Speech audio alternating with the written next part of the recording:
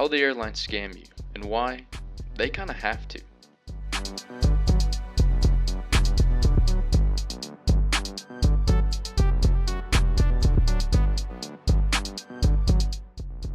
Airlines. If you've ever flown, which we all have, you've probably been frustrated by a surprise fee or the seemingly sky-high ticket prices.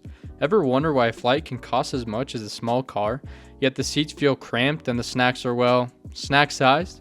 Let's be real, airlines aren't exactly winning any customer service awards these days. So, are airlines just scamming you? Or is there more to the story? Well, we're about to dive deep into the airlines and how they make their money and why it costs so much for you to get from point A to point B. Spoiler, it's not just about the price of the ticket. There's more to the story. First, let's zoom out and understand the business. Airlines are huge operations with complex cost structures. You might think that the airline makes most of its money from the ticket sales, and while that's true, it's not the only way they make their money. In fact, add-on fees, baggage charges, premium services, and even the snacks and drinks sold on board are big money makers.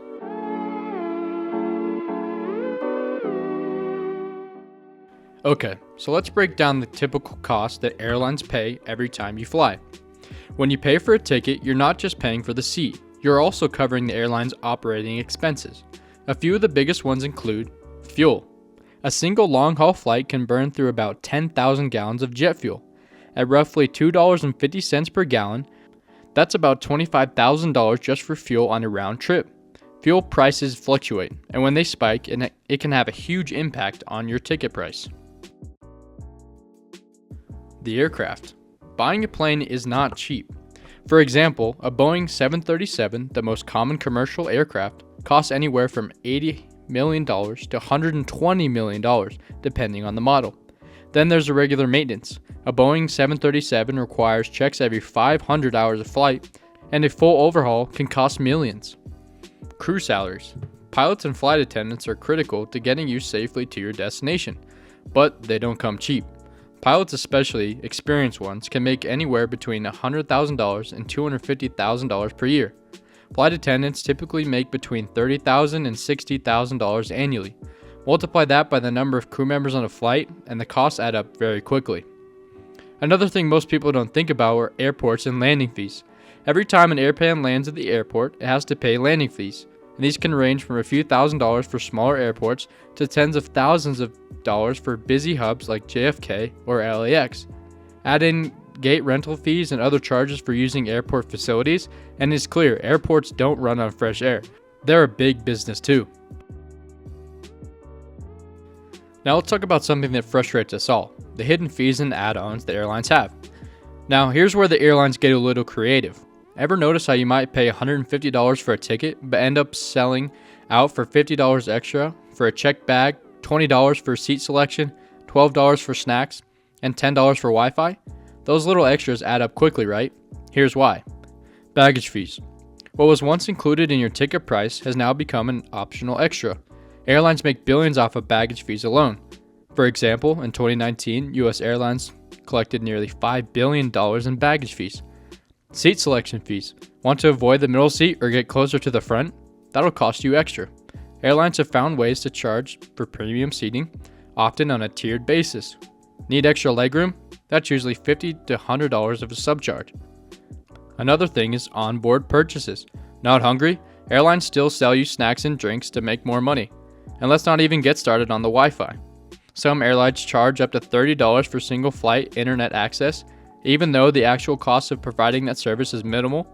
And all these little extra add-on fees help the airline increase its profit margins, while they keep the ticket prices looking quote-unquote affordable. Now you might be wondering, as many often do, why do ticket prices vary so much? It's simple really. Airlines use a pricing strategy called dynamic pricing. This means that they adjust ticket prices based on demand, time of booking, the day of week, and even how close you are to the flight. For example, flights booked well in advance tend to be cheaper, while last-minute flights can skyrocket in price. This helps airlines fill as many seats as possible at the highest price the market will bear. But it also means the price you pay might have very little to do with the actual cost of your flight. If you book late, you might be paying way more than someone who booked a month ago. So, if airlines seem to be charging you for everything under the sun, why are they still so successful? Here's the deal. The airline industry is a volume business. Airlines fill thousands of seats every single day. Even though individual ticket prices might seem high, when you multiply that by the number of passengers on a full flight, it all adds up quick. Plus, the industry has been consolidated. While it might feel like there are dozens of different airlines, the truth is, a few major players dominate the skies. This reduces competition and helps keep the prices higher. Even with the high cost, the sheer scale of operations allows airlines to be incredibly profitable. However, this profitability comes with a cost for consumers. Airlines are constantly balancing their profit margins with the need to keep their services affordable and competitive. And let's be honest, the service isn't always fantastic, if ever.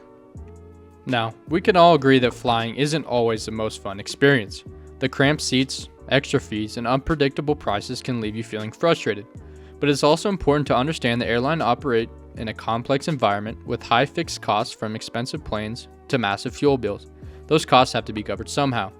So are they scamming you? Well, not exactly. More yes than no, but they're charging you what they need to stay in business. The reality is that flying is a luxury service and the prices reflect that. But that doesn't mean you shouldn't be aware of all the ways that they charge you for it. It's all part of the game. Next time you book a flight, just remember, the cost from getting A to B involves a lot more than just the price of the ticket. So maybe it's time to be a little more strategic about how you book, and keep an eye on those hidden fees. That's it for today. I hope I gave you a good overview of the airlines, why they charge the prices they do, and also to look out for the scams they pull. This is my first video like this, so leave a comment down below about what you liked and what you didn't. As always, like and subscribe, and this is JB, signing out.